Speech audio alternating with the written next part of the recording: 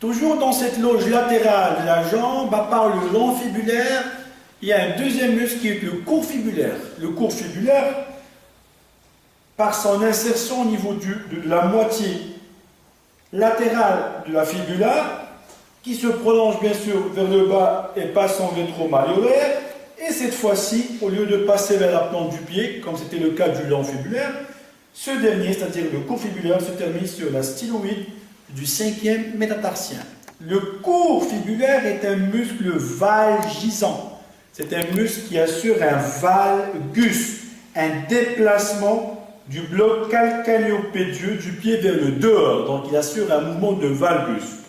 Sa mise en tension va se pratiquer chez un patient installé toujours en décubitus dorsal pour le bon confort de ce dernier. Thérapeute placé en position assise à la plante du pied. On va réaliser une prise bimanuelle comme c'était le cas du long fibulaire. Et bien sûr, on va mettre en tension ce muscle tout en insistant sur la seule composante qui est le varus. Donc c'est un muscle qui assure un mouvement de valgus.